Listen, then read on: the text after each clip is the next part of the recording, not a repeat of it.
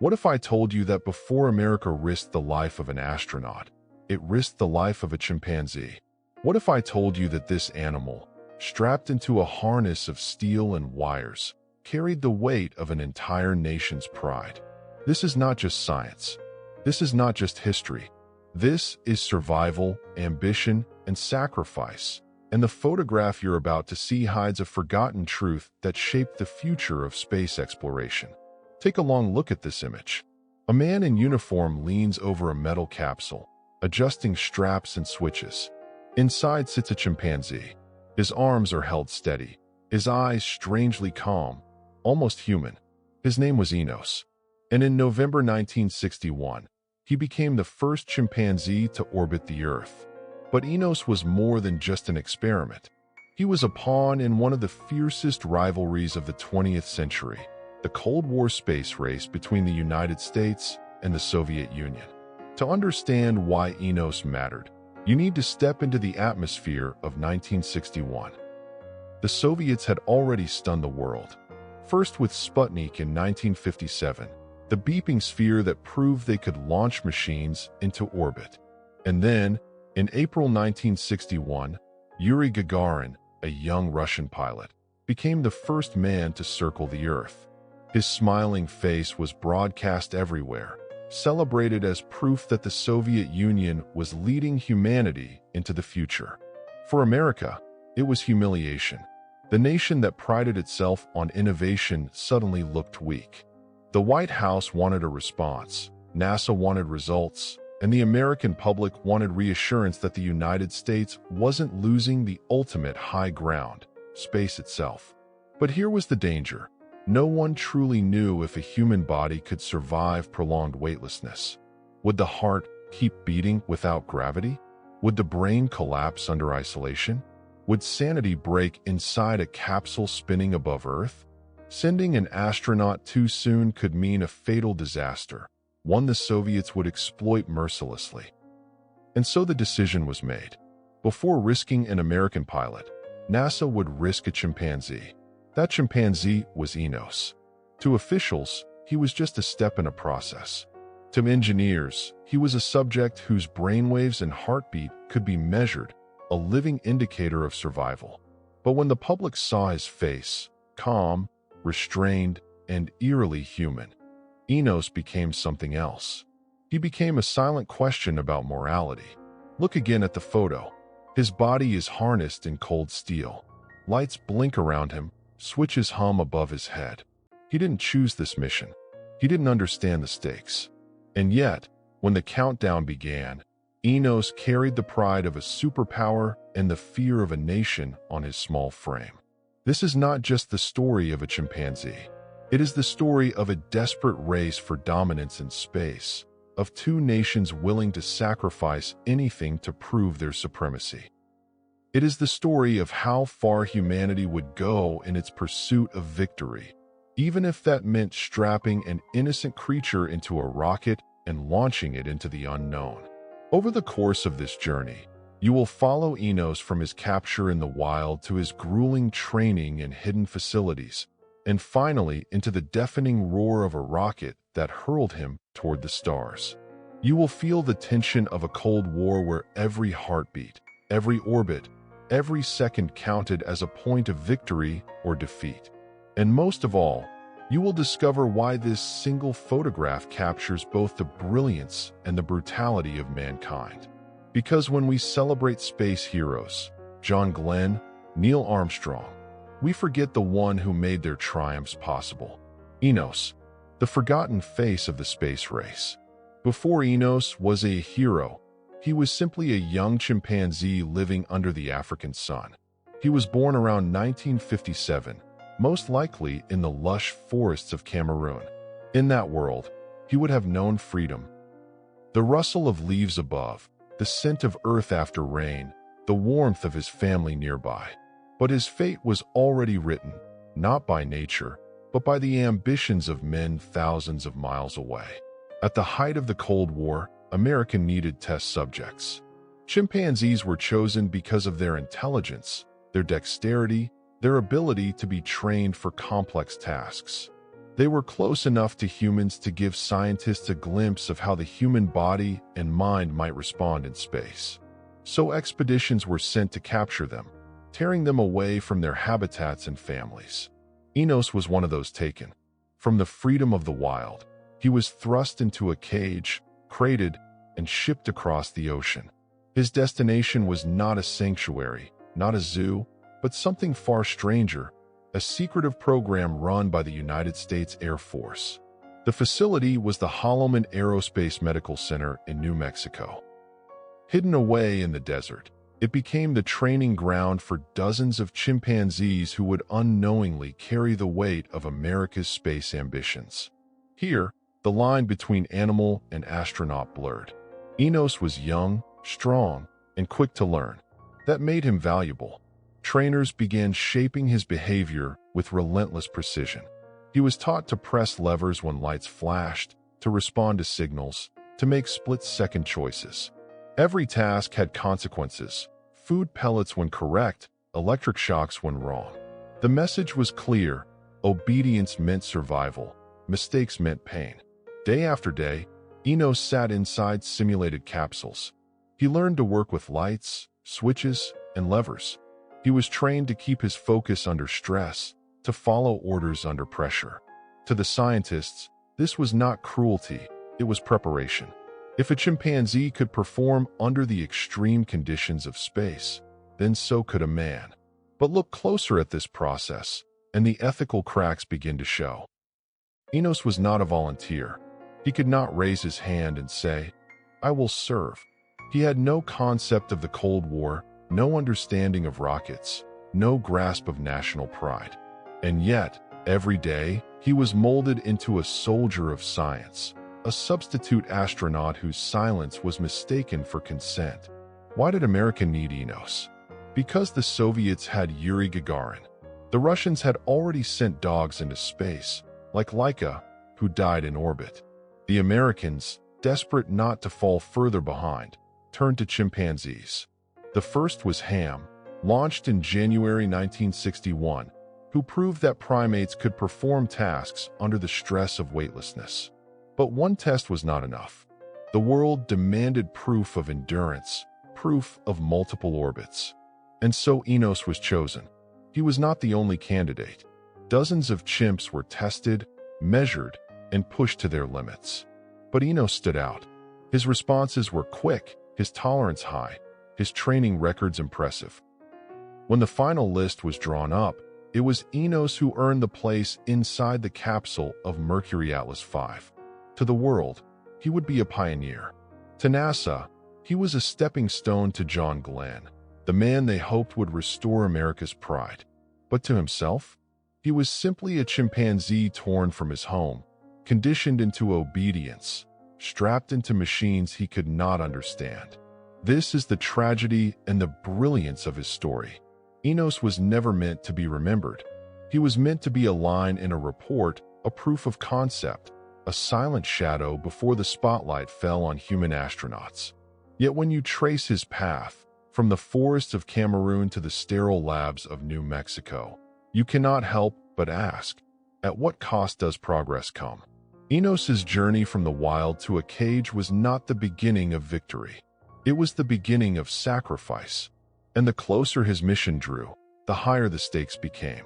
The desert air at Holloman was dry, thin, and merciless. It wasn't chosen by accident. Here, far from curious eyes, America's secret astronauts were being shaped. Not men, but chimpanzees. And among them, Enos was proving to be exceptional. His training was relentless. Days began early, often before dawn. He was strapped into a mock capsule, the walls pressing close, lights blinking around him, the hum of machinery filling the silence. At first, the simulations were simple. Press a lever when a light appeared, pull another when a buzzer sounded. The tasks seemed small, but in the minds of the scientists, they represented survival. Because in orbit, there would be no second chances. If the capsule's systems failed, if controls needed to be adjusted, the astronaut, man or chimp, had to respond instantly. Delay meant disaster.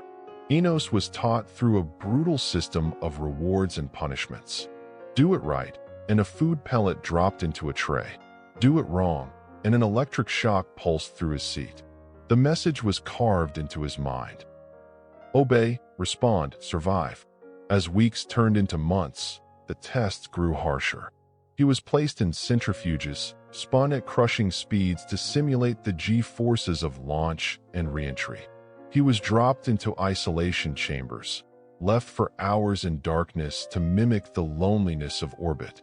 Electrodes were attached to his body, measuring his every heartbeat, every tremor of muscle. For the trainers, this was science. For Enos, it was endurance. He had no understanding of why the lights flashed, why the chamber shook, why the world spun until he nearly blacked out. Yet he obeyed, again and again. Some scientists admired him. They saw in Enos a resilience, an intelligence that went beyond instinct. Others viewed him only as data, a living instrument to be used and discarded. And in that divide lay the moral fracture of the program. Was Enos an astronaut in his own right, or merely a tool? What made it more unsettling was how eerily human he seemed. Visitors often remarked on his eyes. The way they followed movement, the way they seemed to search for meaning. Trainers described him as quick to learn, faster than most of the other chimps. He recognized faces, routines, even moods. And when he sat strapped in a capsule, hands resting on levers, he looked less like an experiment and more like a pilot awaiting orders. But behind the walls of Holloman, urgency was growing. The Soviets were ahead, and every week counted. America needed to prove it could send a man into orbit and bring him back alive. Enos was not training for his own sake. He was training for John Glenn, the man who would follow. Still, the pressure was immense. Failure was not an option. If Enos faltered in orbit, if he panicked or shut down, the data would be worthless. And so the training intensified. Simulations ran for hours. Alarms blared, systems failed on purpose, shocks came without warning.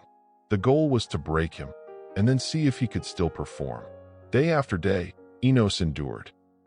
He pressed the levers, he followed the signals, he survived the centrifuge and the chambers. In his silence, he carried the ambitions of a nation desperate to prove itself. And yet, with every test, a darker truth became harder to ignore. Enos was not just preparing America for space. He was showing just how far humanity was willing to go to win. The Cold War was no longer only about weapons and armies. It was about hearts, minds, and the silent suffering of those who could not choose their role. By the end of 1961, Enos was ready. Or rather, the men around him had decided he was ready. The date was set. The mission was clear. His body and mind had been conditioned for the unknown. But no amount of training could prepare him, or them, for what was to come once the rocket left Earth. 1961 was a year of fire and fear. The world was split in two, divided by iron curtains, nuclear threats, and a race for the skies. At its heart stood the United States and the Soviet Union. Two giants locked in a duel for supremacy. Every achievement, every failure, was more than technology. It was ideology. It was survival. The Soviets had Yuri Gagarin. His flight in April had electrified the globe. One man, smiling in his space suit, circling the Earth before returning safely. To Moscow, it was proof that communism was winning. To Washington, it was a humiliation broadcast in every newspaper. President John F. Kennedy, young and untested, was under immense pressure. Only months earlier, he had faced the Bay of Pigs disaster, a failed invasion of Cuba that embarrassed his administration. The Cold War was heating faster than ever. Nuclear missiles were being moved into position, spies worked in shadows, and the fear of global war felt almost tangible. In this climate, space became more than exploration. It became a battlefield of prestige. Whoever controlled the heavens could claim dominance over Earth itself. And so, the United States poured money, manpower, and desperation into NASA's fledgling Mercury program. But America was behind. Too far behind. Every Soviet success widened the gap. Kennedy needed a victory, something bold enough to restore confidence, but safe enough not to end in disaster. That victory would eventually be John Glenn, the first American to orbit the Earth. But before Glenn could risk his life, someone else would have to go first. Someone who could prove survival was possible. That someone was Enos. Inside NASA, the mission was labeled Mercury-Atlas 5. On paper, it was a test flight, a way to validate the capsule systems before sending a man. But in reality, it was far more. Every second Enos spent in orbit would send a message to the world. America was back in the race. The political stakes could not have been higher. If Enos survived, the path was clear. John Glenn would follow. America would stand tall again. But if he failed, if the capsule malfunctioned, if Enos died in orbit, it would be a catastrophe. The Soviets would seize the headlines. America would look reckless, and Kennedy's already fragile credibility would shatter. Behind closed doors, the pressure trickled down. NASA engineers worked long nights, fine-tuning the Atlas rocket, perfecting the capsule, running endless simulations. Every small problem became a potential disaster. The weight of expectation was crushing. And in the middle of it all sat a chimpanzee who could not possibly understand the burden he carried. To the world, he was invisible. To the press, he was unnamed. Only after the mission would his story be revealed. For now, he was a secret weapon, hidden behind barbed wire and locked doors in the New Mexico desert. Think about the irony. Leaders debated nuclear strategy, presidents faced down premiers, scientists drafted equations that could change the world. And yet the fate of America's pride came down to the heart of a single chimpanzee. This is what made Enos's story so extraordinary and so unsettling.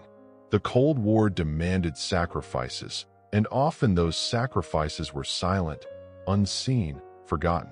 Soldiers, spies, civilians caught in the crossfire. And now, a chimpanzee, strapped into a capsule, his heartbeat carrying the weight of a superpower's reputation. The closer launch day came, the sharper the tension grew.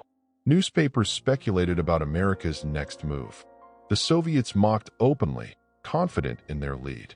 And behind the curtain, engineers whispered about the risks. Systems still untested, rockets prone to failure, a capsule that might not hold. But there was no turning back. Too much was at stake. Too much pride, too much politics. The countdown to Mercury-Atlas 5 had begun, and at its center was Enos, trained, conditioned, and unknowingly thrust into history. The final days before the mission felt like the silence before a storm. At Cape Canaveral, the Atlas rocket stood tall against the Florida sky, gleaming white and silver, a spear aimed at the heavens. Every bolt, every wire, every valve had been inspected, tested, and retested. And yet, in the back of every mind lingered a truth no one dared to say aloud. Rockets still failed. Too often, they exploded on the pad or disintegrated in flight. In hidden hangars and sealed-off rooms, Enos went through his last rounds of preparation. He was examined by doctors, his vitals measured, his muscles prodded, his blood drawn. Electrodes were placed carefully on his body to track heart rate and brain activity. Even in those final days, the system of reward and punishment continued. Pellets for obedience, shocks for mistakes, conditioning him for the tasks that might save his life in orbit. To the staff, he had become more than just another test subject. Some whispered to him softly, offering bits of food, patting his head as if trying to reassure him. Others kept their distance, reminding themselves that this was not a pet, not a companion, but an experiment on which the nation's pride rested. But in those private moments, when Enos looked at them with eyes that seemed to understand, even the hardest scientists felt the weight of what they were about to do. Outside the base, the press speculated. They knew another mission was coming. They wrote about rockets and capsules, about test flights and technology. But none of them knew that inside the next capsule would sit a living, breathing chimpanzee who carried America's reputation on his back. That detail was classified, hidden from headlines until success, or failure, forced it into the open. Inside the barracks, the atmosphere was thick with tension.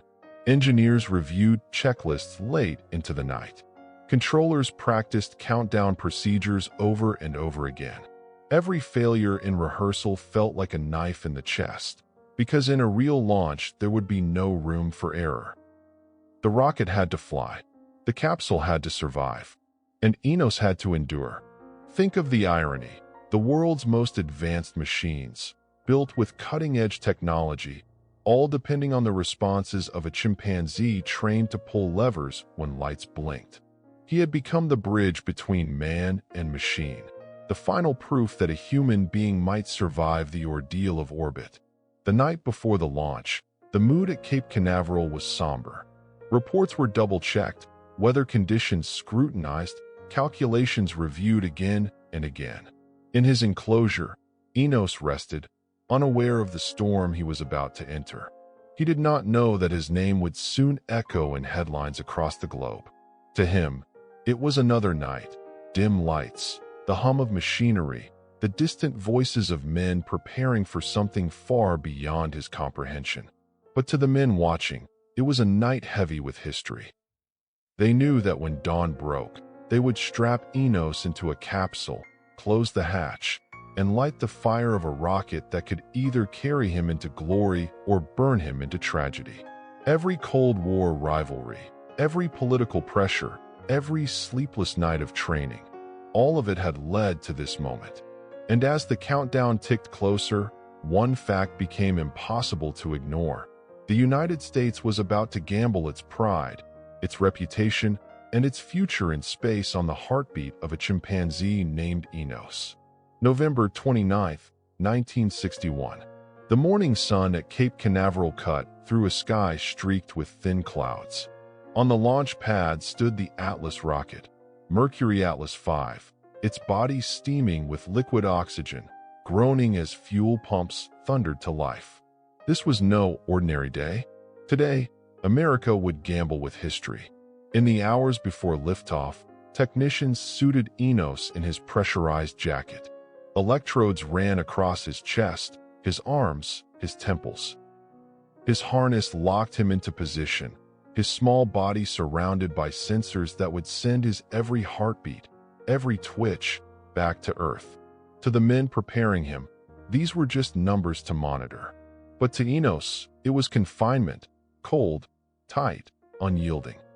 When the hatch closed around him, the capsule became his world. No trees, no sunlight, no freedom, just steel, switches, and the rising hiss of oxygen feeding the chamber. Above, the rocket loomed like a loaded gun. At mission control, rows of engineers and military officers watched their consoles. Voices crackled through headsets, countdown procedures echoing across the room. The tension was suffocating. They all knew the risks. Atlas rockets had exploded before, scattering fire and debris across the launch pad. A single valve failure, a single miscalculation, could end everything in a flash. But there was no turning back. The Soviets were watching. The world was watching. 10, 9, 8. The countdown rolled like thunder, each number striking harder than the last. Cameras whirred. Pens trembled above clipboards. Hearts beat faster. Inside the capsule, Enos sat silent. Lights blinked, signals flashed, and his hands, conditioned by months of training, hovered near the levers. He could not understand the numbers being spoken. He could not grasp the stakes of this moment. But his fate was tied to the engines that stood ready to ignite beneath him. 3, 2, 1. And then, fire. A roar split the morning sky as the Atlas engine unleashed its fury. The ground shook, sand trembled, and a plume of smoke billowed outward. The rocket rose slowly, straining against gravity, a tower of steel and flame carrying a single chimpanzee into the heavens. The spectators gasped. Some cheered, others whispered prayers. For a moment, It was impossible not to feel awe. The sheer force of the rocket, the defiance of gravity, the audacity of strapping life into a machine and hurling it toward the stars. It was breathtaking. Inside, Enos felt the crushing weight of acceleration. His body pressed hard against the seat as the G-forces mounted. His heart pounded, his lungs strained, his small frame pinned by forces that even trained pilots dreaded. Yet he endured. His vitals streamed back to Earth, strong, steady, resilient. At 100 miles an hour, the rocket clawed upward. At 500 miles an hour, it cut through the atmosphere. At 17,000 miles an hour, it broke the bonds of Earth itself. The Atlas roared, flames ripping across the sky, until finally, silence. Stage separation. The engines cut off. Weightlessness. Enos floated.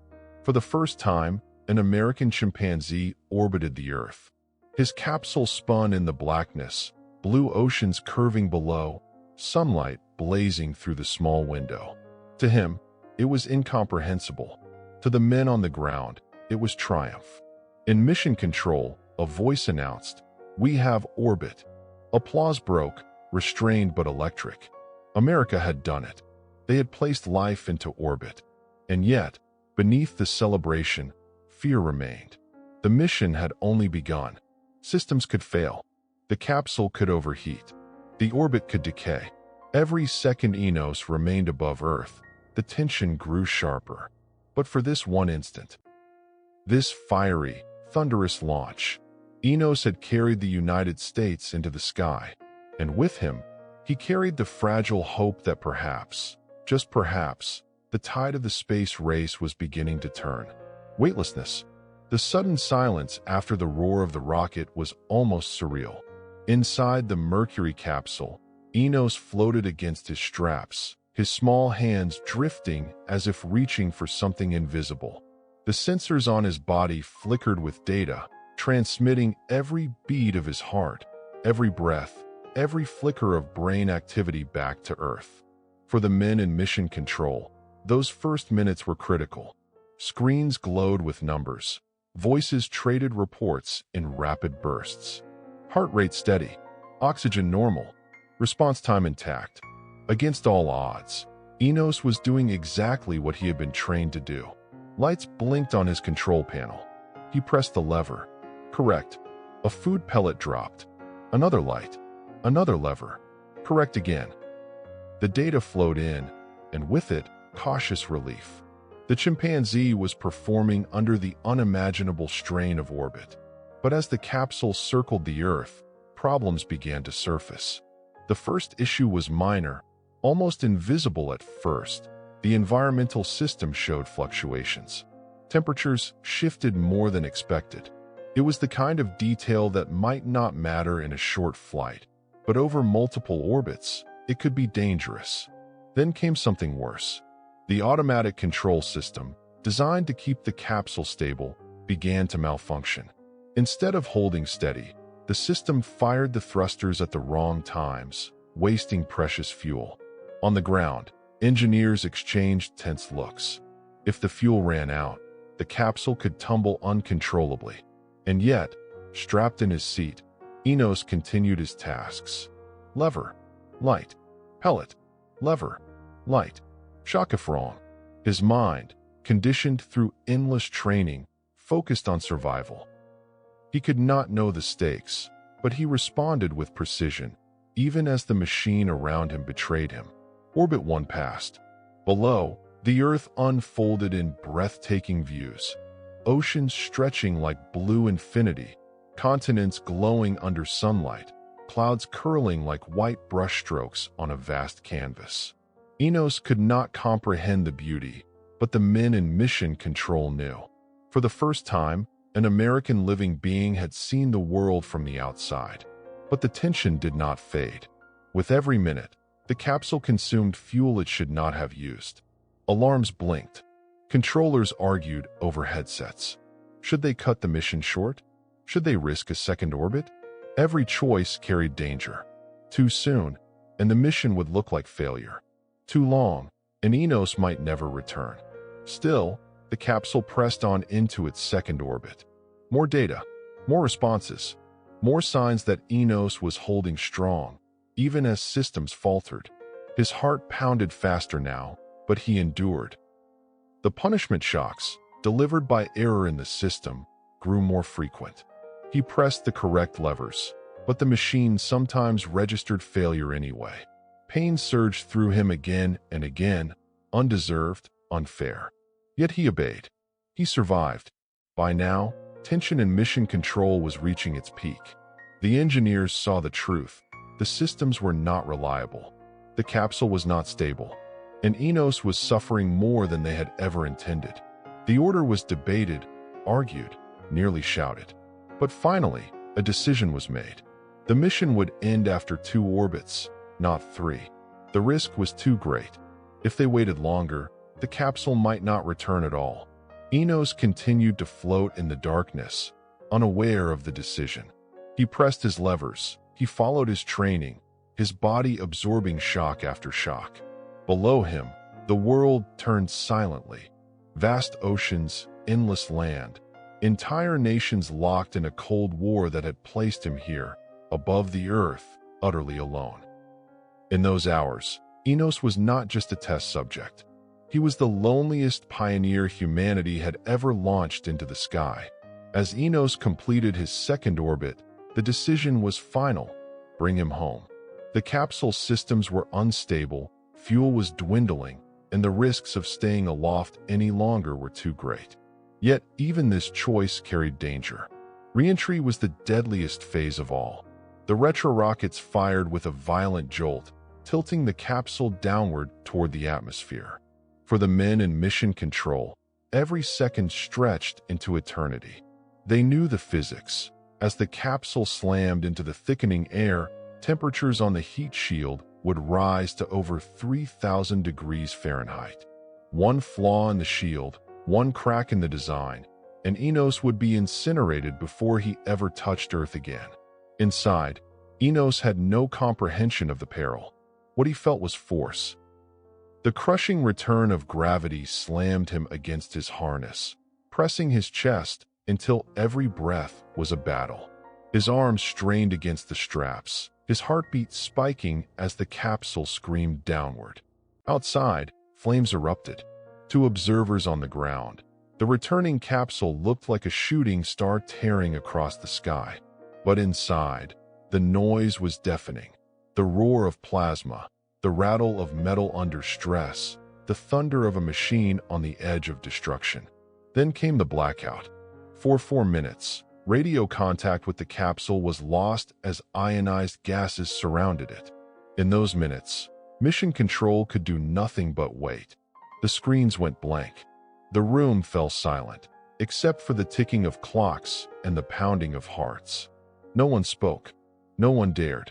Because in those minutes, Enos's fate hung in the balance. Would the capsule emerge, or would it vanish in fire?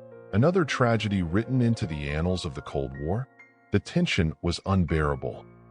Engineers clenched fists, eyes fixed on dead screens. A silence so heavy it seemed to suffocate the room. Seconds dragged, each one an eternity. And then, contact. A crackle of static, a burst of signal.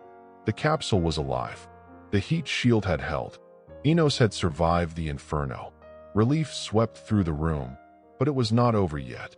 The capsule plunged lower, parachutes deploying with a sudden, bone-jarring force. The canopy billowed open, dragging the spacecraft into a slow, spiraling descent toward the Atlantic Ocean. Navy recovery teams were already waiting, ships and helicopters scanning the waves, ready to race to the splashdown site. For Enos, the ordeal was not yet finished. The jolt of the parachutes, the swing of the capsule, the crash into the sea, each moment tested the limits of his endurance. Salt water sprayed against the hull as the capsule bobbed violently in the waves. Inside, Enos remained strapped in, drenched in sweat, exhausted, his body trembling from hours of stress, shocks, and crushing forces. Minutes later, rescue helicopters swooped in, lowering swimmers into the waves. cables clamped onto the capsule, hauling it from the water. Slowly, dripping and battered, the capsule was lifted aboard a waiting ship. When the hatch opened, the first sight of Enos was unforgettable. He was alive, shaken, wide-eyed, his small body trembling, but alive. Doctors rushed forward, checking vitals, scanning his condition. Against staggering odds, he had endured 2 orbits, a failing system, and a fiery descent back to Earth. In mission control, applause broke at last. Engineers who had held their breath for hours exhaled in relief. America had done it. A living being had orbited the Earth and returned intact. The path for John Glenn, and for America's future in space, was clear. But even in that moment of triumph, something lingered. A question too heavy to ignore. Enos had not chosen this mission. He had suffered through shocks, malfunctions, and a descent that could have killed him. He had carried the weight of a nation's pride on his fragile body. And though America celebrated, Enos's eyes told another story. Not of victory, but of survival. A survival paid for in silence, obedience, and pain. When the capsule carrying Enos was hauled aboard the recovery ship, cheers erupted. Navy crewmen crowded around, grinning, clapping one another on the back. Against all odds, the mission had succeeded. The United States had placed a living creature into orbit and brought him back alive. News spread quickly. By the time Enos was flown back to the mainland, headlines were already calling the mission a triumph. America had finally answered the Soviet Union's challenge. The space race was back on, and John Glenn's historic flight was now within reach. Photographs were released to the press. Enos peering out of his capsule, Enos strapped in his harness, Enos alive after circling the Earth. Newspapers praised the achievement, broadcasting the message Kennedy needed. The United States was not losing the future. But behind the images of triumph lay a reality far more complicated. Enos was not smiling. His body bore the strain of shocks, stress, and exhaustion. He had pressed the correct levers again and again, only to be punished by a malfunctioning system that delivered electric jolts even when he was right. His performance had been flawless, but his reward was pain. To the public, he was a symbol of victory. To the scientists, he was proof that a human could survive orbital flight. But to those who had watched him every day, who had strapped him into chairs, who had seen the quiet intelligence in his eyes, Enos was something more, a victim of necessity, a pioneer who had no say in the history he helped write. The contradiction was stark. On one hand, Enos had ensured John Glenn's safety. Without his mission, NASA could not have confidently sent a man into orbit. On the other hand, his suffering was immense, his sacrifice unacknowledged. He did not appear in parades. He did not receive medals. His name, for most Americans, would soon fade into obscurity. Yet for a brief moment, Enos stood as a national hero. He had endured the fire of reentry, the failures of technology, the crushing forces of launch and descent. He had carried America's pride higher than it had ever been before. And though he could not speak, though he could not understand, his survival sent a message louder than words. The United States was ready. But imagine the irony. While newspapers printed bold headlines, Enos sat quietly in his enclosure, unaware of the celebration outside. The man who had overseen his mission described him as alert, responsive, strong, but also visibly shaken. His eyes darted, his body trembled. He had seen and endured what no other animal of his kind had ever experienced. There is a haunting detail in the records. In the days following his mission, Enos received no great ceremony. He was studied, tested, observed, but never honored the way a human astronaut would have been. Within weeks, the world's attention shifted. All eyes turned toward John Glenn, the man who would soon orbit the Earth and secure America's place in history. Enos faded into the background, his sacrifice overshadowed by human glory. And yet, without him, that glory might never have been possible. Enos proved endurance. Enos proved survival. Enos made John Glenn's flight not only possible, but safe. This is the paradox at the heart of his story, celebrated as a symbol, forgotten as an individual. Hailed as a hero, treated as expendable. His triumph belonged to the nation, but the cost was his alone to bear. When Enos returned from orbit, he was alive. That single fact made the mission a success, a victory that echoed across the world. But once the applause faded, his reality was far less glorious. Unlike John Glenn, who would become a national icon, Enos was never destined for parades or medals. He did not sit before Congress, he did not wave from cars, and he did not speak to cheering crowds. He returned quietly to Holloman Aerospace Medical Center in New Mexico, the same desert facility where his journey had begun. There, the test continued. Doctors monitored his recovery, measuring his vitals, studying the toll of spaceflight on his body. His performance had been extraordinary, but the mission had left scars. Records suggest he showed signs of stress, fatigue, and agitation in the days following his return. The electric shocks he endured in orbit had not only caused physical strain, but deep psychological distress. For the scientists, Enos was still data. They wrote reports, logged numbers, analyzed results. He had proven what they needed to know. A human could survive multiple orbits, perform tasks, and return alive. The next step would belong to John Glenn. But for Enos, the mission was the peak of his short life. Only months later, tragedy struck. In November 1962, less than a year after his historic flight, Enos died of dysentery at just 5 years old.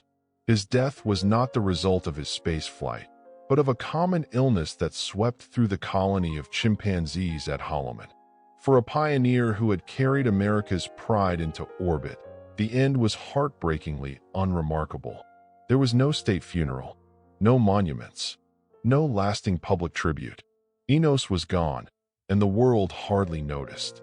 The headlines that once bore his name now spoke of John Glenn, of Apollo, of men who would soon walk on the moon. The chimpanzee who had risked everything became a footnote in the vast story of the space race. And yet, his absence from memory raises an uncomfortable truth. History often forgets those who make the greatest sacrifices. Enos did not choose his role. He did not understand the politics that placed him inside a capsule. But his survival made human triumphs possible. Without him, John Glenn's mission might have ended in tragedy. Without him, America's confidence might never have recovered. The ethical questions linger. Was Enos a hero or a victim? Was he honored or exploited? The answer, perhaps, is both. He was a hero because he endured what no one else could, proving that humanity could reach beyond Earth. But he was a victim because his life was taken from him, first by capture, then by training, and finally by a mission he never chose. In the end, Enos' story is not one of glory, but of silence. His name rarely appears in textbooks. His photograph is seldom shown. He remains in the shadows of history, remembered only by those who dig into the forgotten corners of the space race. But silence does not erase sacrifice. And every time we look at this photograph, his small body strapped into the capsule, his eyes calm yet searching, we are reminded of the cost of progress. Enos did not live long enough to see the moon landing. He did not see Apollo triumph. He did not see the world look up in wonder at the astronauts walking among the stars. But in his brief life, in his brief orbit, he carried the future on his shoulders. And even though history chose to forget him, the truth remains. Without Enos, the story of space exploration would never have been the same. Look again at the photograph. The uniformed man leaning over, the wires, the straps, the metal cage. And in the center, Enos, the chimpanzee who carried America's pride into orbit. On the surface, it looks like a technical procedure, another moment in the march of progress. But now, knowing the story behind it, you see something else. You see sacrifice. You see ambition. You see the silent cost of victory. Enos's mission was not just about science. It was about politics. It was about fear. It was about the desperate need of two nations to prove their supremacy in a divided world. In that struggle, Enos became a pawn, a life taken from the forests of Africa, molded into an astronaut, and strapped into history. And yet, in his silence, he became something more. He became a pioneer, a hero without choice, a reminder that progress often comes at the expense of those who cannot defend themselves. Think of what his mission accomplished. Because of Enos, John Glenn could fly. Because of Enos, America restored its confidence. Because of Enos, the path to the moon opened. He did not walk among the stars, but his survival lit the way for those who did. Still, the question lingers. Was it worth it? Was the suffering of a single chimpanzee justified by the triumph of humanity? Some will say yes. Progress demands sacrifice, and Enos's mission saved human lives by proving survival was possible. Others will say no. No achievement excuses the exploitation of those who cannot consent. Perhaps both are true. Perhaps Enos is both a hero and a victim, a symbol of progress and a reminder of its price. What is certain is this: his story should not be forgotten. Yet history has buried him under headlines of human glory. We remember Yuri Gagarin, John Glenn, Neil Armstrong. We celebrate Apollo, the moon landing, the shuttle, the International Space Station. But Enos? His name rarely appears. His face rarely surfaces. His legacy lies in the shadows. That is why this photograph matters. It is not just an image of preparation. It is a window into a forgotten truth. A reminder that the space race was not only a triumph of machines and men, but also a story written in silence, in obedience, in sacrifice. When you look into Enos's eyes, you see a reflection of ourselves, our brilliance, our ambition, our willingness to reach beyond the stars. But you also see our flaws, our capacity to use, to exploit, to forget. His life forces us to ask, what does it mean to be human if our progress depends on the suffering of others? In the end, Enos's journey was brief. 2 orbits, a fiery descent, a quiet return, and then obscurity. But his impact was immeasurable. He proved that life could endure the void. He proved that the dream of reaching the stars was not just fantasy, but within our grasp. So tonight, as we remember his story, let us give him what history denied: recognition. Not as a number in a report, not as an experiment, but as a pioneer, as the forgotten face of the space race. Because when future generations look up at the moon, when they dream of Mars, when they imagine humanity among the stars, they are, in some small way, following the path first carved by a chimpanzee who never chose his destiny, but lived it all the same. Enos, the name we should never forget.